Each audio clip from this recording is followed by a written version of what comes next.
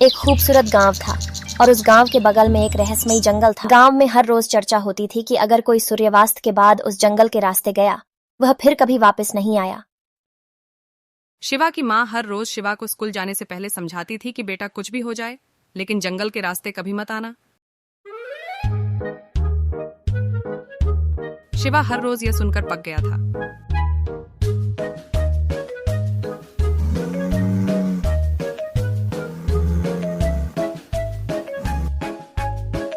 आखिर ऐसा क्या है उस जंगल के रास्ते में? गांव में हर रोज चर्चा होती थी। शिवा यही सोचते सोचते स्कूल जाता है। स्कूल से छुट्टी होती है। वह अपने दोस्त राम को बोलता है, राम आज चल हम जंगल के रास्ते जाते हैं। उसका दोस्त बोलता है, अबे पागल है, उस जंगल के रास्ते आज तक कोई वापिस आया है? मेरी बात मान, तू भी मत जा, चला जा। घर शिवा जज्बाती हो जाता है। वह ठान लेता है कि मैं जाऊंगा और जरूर जाऊंगा। शिवा किसी की बात नहीं मानता और वह जंगल का रास्ता से जाने लगता है। वह जंगल के रास्ते जाता रहता है। धीरे धीरे शाम हो जाती है और फिर रात।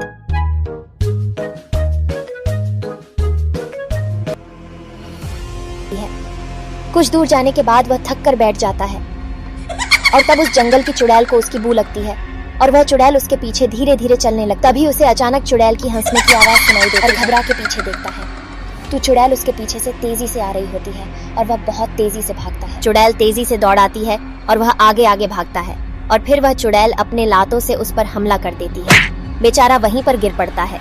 फिर भी वह उठकर वहां से भागता है। चुड़ैल लात मार के जोर जोर से हंसने लगती है और फिर बोलती है, तुझे क्या लगता है तू मुझसे बचकर भाग जाएगा? तो इस जंगल में कहीं भी भाग जा। आज तू मेरा शिकार है। आज मैं तुझे कच्चा खा के रहूंगी। भाग जा जहां भागना है। और बोलने के बाद ठीक शिवा के पीछे पीछे धीरे धीरे चलने लगती है और भागते भागते घने जंगल की ओर बढ़ता है। और तब तक चुड़ैल कुछ पीछे रह जाती है और वह बहुत थका हुआ होता है। इधर उधर ताकता है।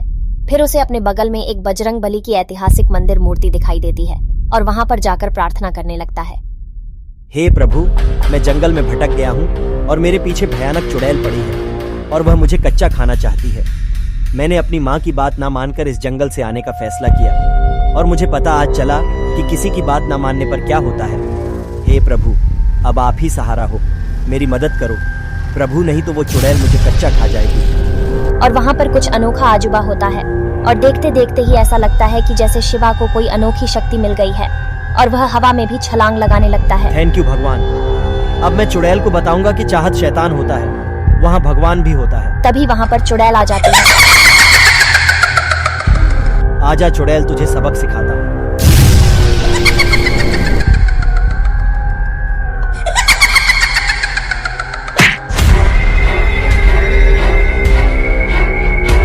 अरे चुड़ैल, एक ही लात में तेरी सारी अकड़ निकल गई।